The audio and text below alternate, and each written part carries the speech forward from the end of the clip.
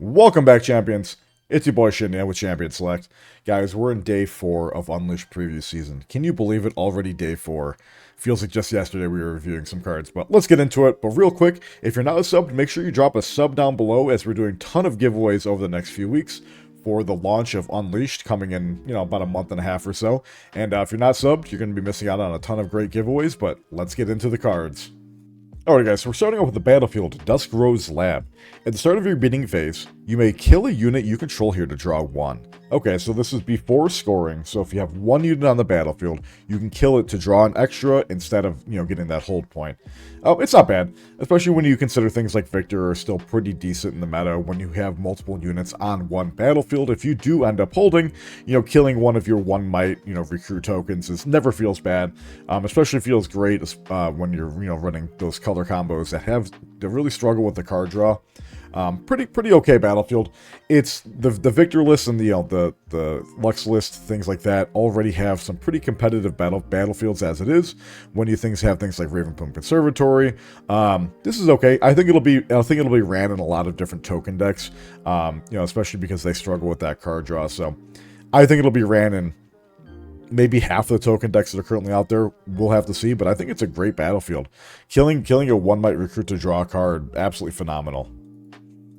Next up, we have Vi's signature spell, Hextech Gauntlets. It's a 3, it's a signature gear, and equip 3 and 1 colorless. This ability's energy cost is reduced by the might of the unit you choose. When I conquer, if you assign 3 or more excess damage, draw 1.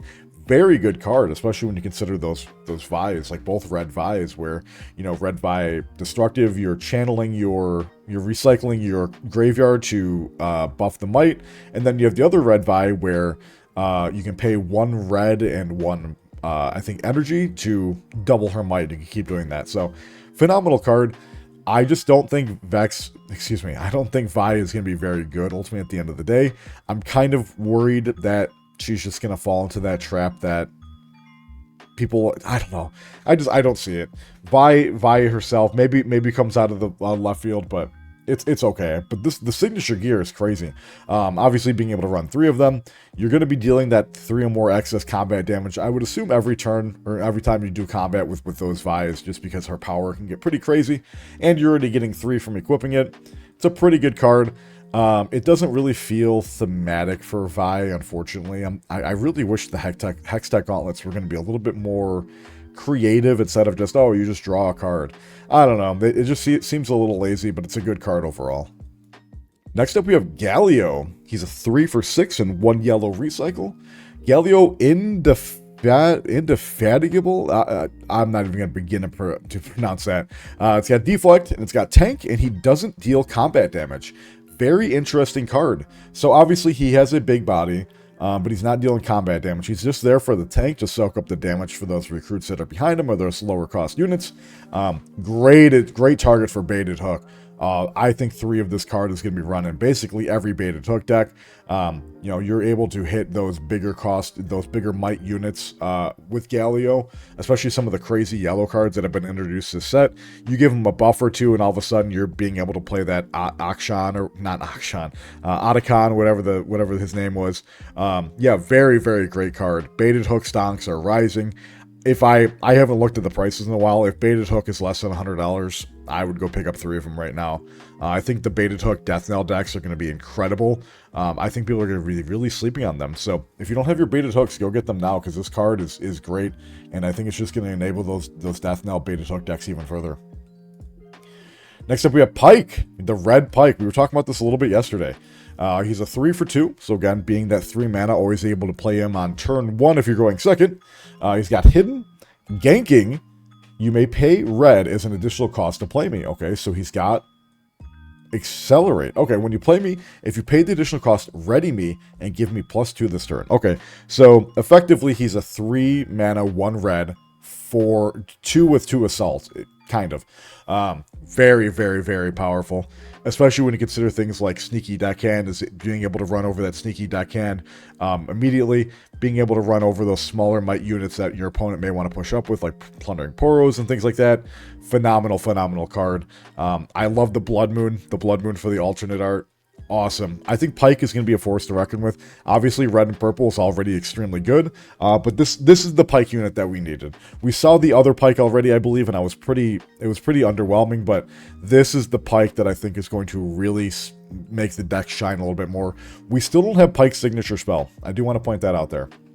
Once we able to see Pike's signature spell, we'll really be able to get a feel on how good the deck is going to be, because if you saw my previous videos, and if you haven't, go check them out. I'll include links below. The Pike Legend is okay. I believe you can pay 1 to return a card to your hand and make a gold token after you conquer. We shall see. I think it's going to be doing a lot of really silly, fun stuff. I'm really hoping to see, you know, that his signature ability is fun, because obviously for those who play League of Legends, his ultimate, very, very, very fun stuff. So, Pike, we shall see. I think it's going to be an amazing card in general. We shall see how the Legend works in the future. Next up, we have Blighted Battle Axe. It's a gear for 4. Equip 1 in a red. At the end of your turn, if I didn't conquer this turn, unattach this and deal 4 to me. Okay, so unattach this and deal 4 to me. The card text is reading a little weird, because if you're unattaching something, it no longer the gear is no longer on the unit. So how is it going to deal 4 to them? Little silly. Maybe I'm just stupid, but I read it a little bit too literally. Obviously, the deal 4 to me is going to be dealt to the unit. So if you're not conquering on the turn that you play it, or just any turn in general after it's been equipped, if that unit has has 4 or less might, it's gonna die. So a little interesting.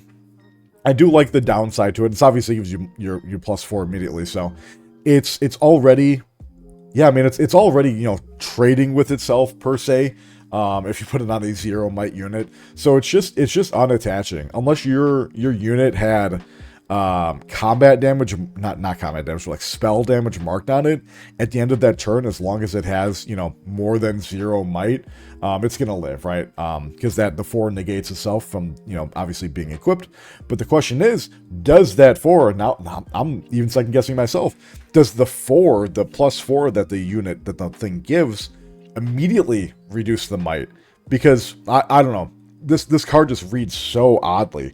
The more I think about it, the dealing 4 happens after the might reduction of it being unattached. So the wording had to have been messed up here, because if it follows that logic, it should make sense. Anyway, I think this is a garbage card. No one's going to play it. Maybe there's some really weird scenarios where you play it, but just being able to detach it for free, but in red, I don't know. I don't like it. I think it's a 1 out of 5 card. It's a meme. Next up, we have the Academy Battlefield. When you hold here, give your next spell this turn repeat equal to its base cost. You may pay the additional cost to repeat the spell effect. Ooh. This is a spicy card. Obviously, again, with Unleashed, they're pushing the hold aesthetic of, you know, holding those battlefields, but being able to repeat any spell in the game that you know, obviously you're paying the base cost, so you are, you know, Time Warp. You can't double Time Warp unless you somehow get 20 mana with, you know, I think there's that, you know, the Henge card, or the Henge or whatever. I think that's orange. I don't know. Rift Anomaly. There's some crazy stuff you can do.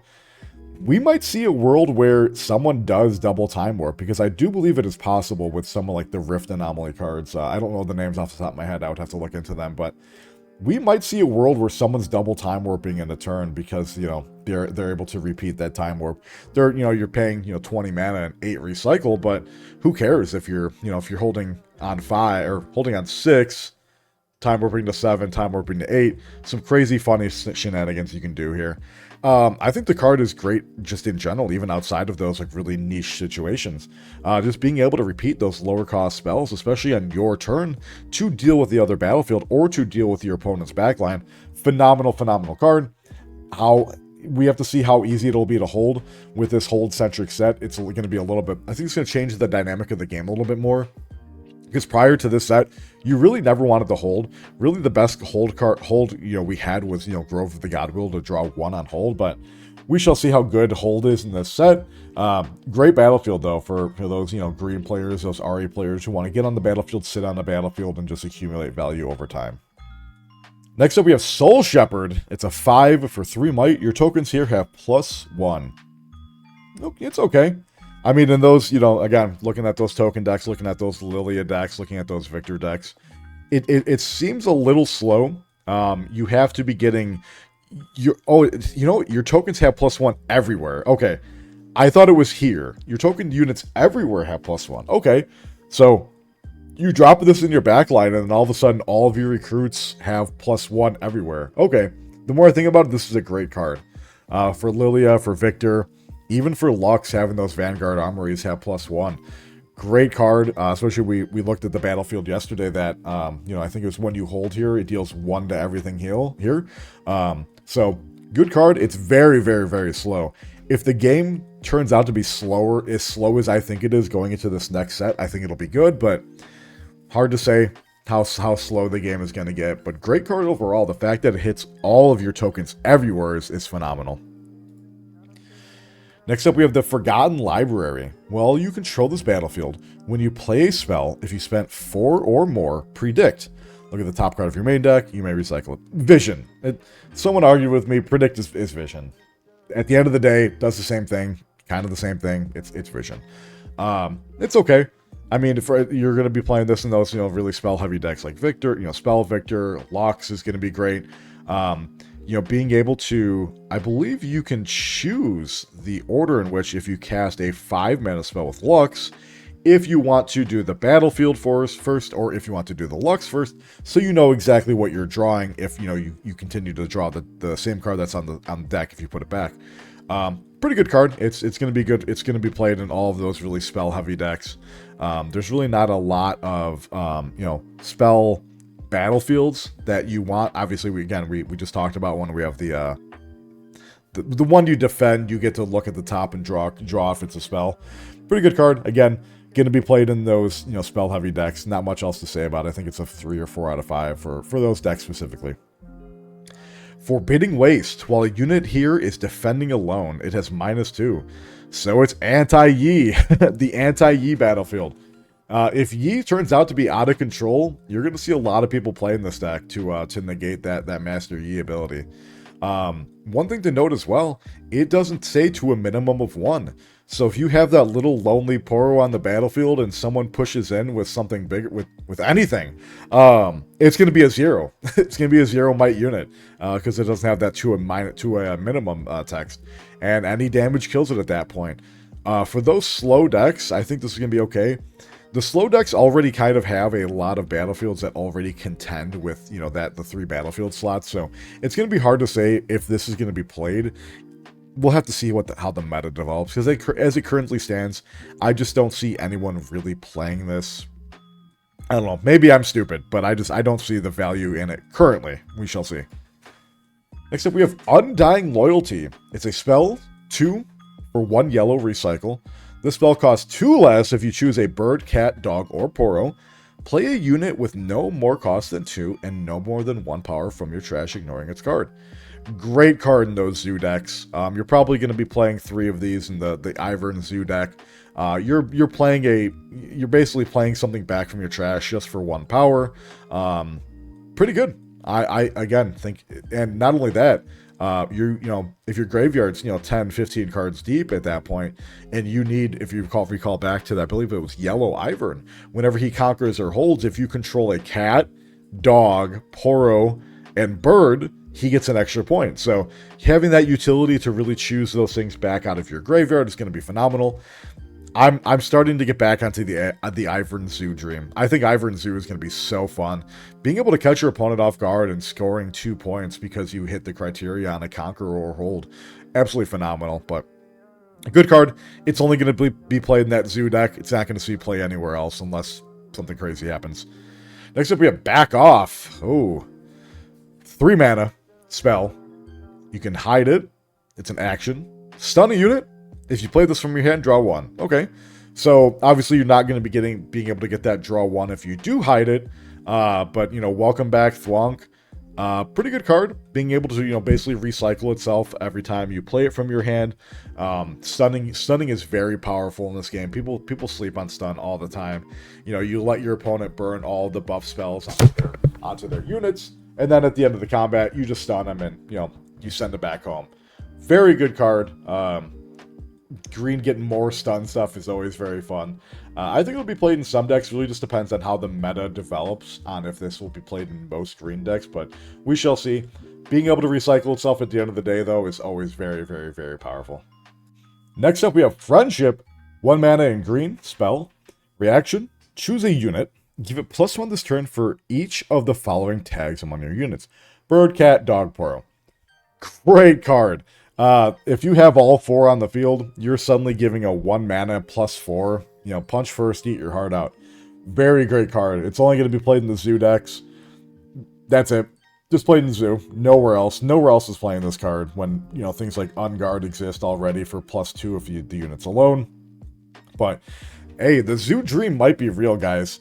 Zoo might overtake it. If you guys played Hearthstone back in the day and you remember Zoo Warlock, let me know down below.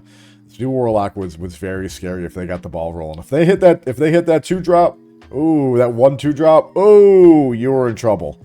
Great card. Again, put a big caveat next to it. Only if you're playing Zoo. We shall see how good Zoo is. I think Zoo is going to be great. Next up, we have Mage, Seeker, Investigator. It's a 4/4. Opponents may pay a power for each unit. Must pay a power for each unit beyond the first to move multiple units to my battlefield at the same time. Ooh. I love how spicy this card is. 4/4 stat line, you're never mad at that. Having to pay a power to move more than 1 unit to your battlefield to initiate a showdown is crazy. Imagine those Azir decks and those Victor decks wanted to move all of their units in to fight, you know, whatever you have at that battlefield. There's a world where this is played. I think even now, right now, yellow decks would probably run this. Honestly, because here's the thing, unless, you know, your opponent is like, say, fight or flighting it before combat, the amount of value that you can get off this just for your opponent, even if they move 1 additional unit into the battlefield, having to recycle 1 to move an additional unit to, you know, actually, you know, get the combat showdown started, phenomenal card. I would put this in my yellow decks if yellow was played, outside of, you know, those Luxes and those Victors. Great card. I think there's a world where this is a 3 of in those yellow decks, those like really mid-range tempo decks. Absolutely phenomenal card. The flavor on it is a little silly, but whatever. Next up, we have Deadly Flourish. Jin, coming in with that 4 mana spell.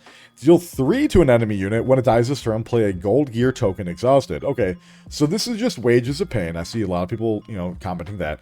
But this is able to hit the backline. And you obviously can't hide it. Being able to hit backline, people really severely sleep on being able to hit stuff in the backline.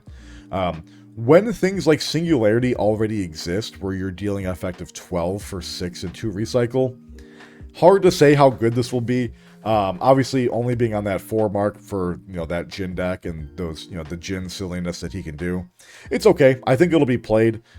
People really underestimate hitting backline stuff, though.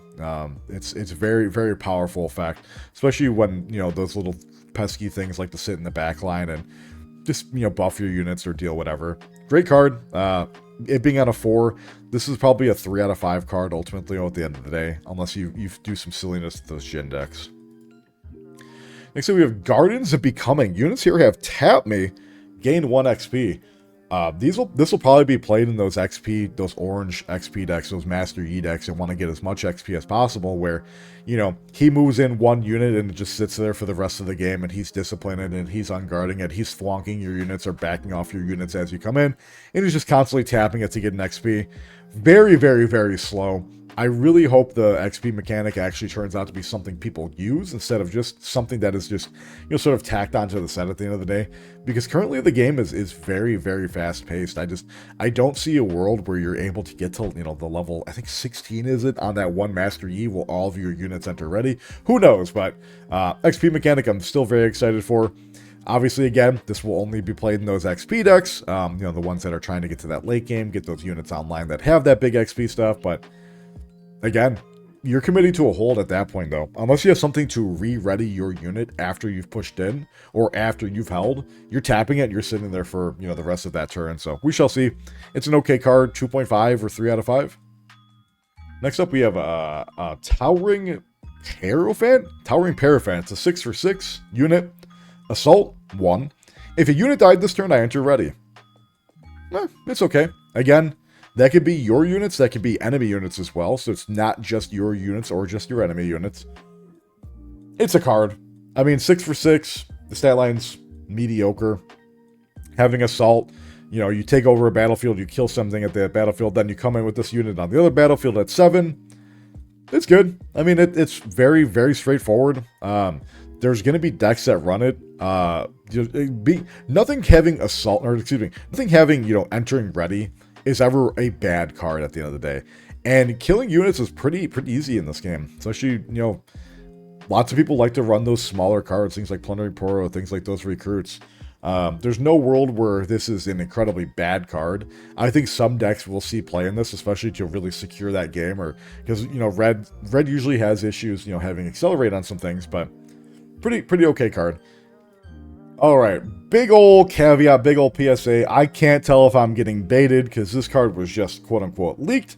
Obviously, the spell translation is a little bit wonky. I would assume this came from some sort of stream, or some Chinese content creator probably leaked it. I don't know. Take this review with a grain of salt. I don't know if this card is real. If it is, I'm going to be very sad because purple is getting more purple things. It's a 1 mana spell with 1 purple recycle. Swift, which means it has reaction. Echo Chew, so you can repeat it. It's just, you know, repeat. Stun an attacking enemy unit. If the unit is already stunned, return it to its original hand instead. Oy vey. So, you know, you're paying 2. It's got Echo 2 with no power. This card can't be real. There's no way this card is real. Please do not. It's called Existential Anxiety. It's a really hilarious card, but having Echo 2 where you're only paying 3 mana, 1 purple recycle to potentially stun 2 enemy attacking units, or straight up rebuking it to its opponent's hand. This card can't be real. Guys, let me know what you guys think down below. Did I get debated with this? Shouts out to the Challenger TCG boys. They've retweeted this, and I can't tell if it's real or not. I don't know if they would lie like that, but if it is, guys, purple, it's so Jover. Purple is so good, and we're playing purple for the next 4 months, if it is. We shall see. It looks real. It's got all the markings of a real card. This is a 5 out of 5 card. This is, if they're giving purple more, if they're giving purple stuns, I'm going to be very sad. But we shall see. Again, take it with a grain of salt. This could be full of crap. TBD. We shall know probably tomorrow. We'll know for sure if this was fake or not. I don't know. I just figured I'd throw it in at the end of the video just for a little bit of fun. Guys, and that was day 4 of Unleashed previews. Let me know down below what your favorite card from this preview is. And, you know, again, make sure you hit that subscribe button. So many of you aren't subscribed. Why aren't you subscribed? We do daily Riftbound content here. We're going to be doing a ton of giveaways for release of Unleashed. And I appreciate the hell out of all of you guys. We're growing so incredibly fast. And, you know, from the bottom of my heart, thank you. And we'll see you tomorrow for day 5. See you on the next one. Peace.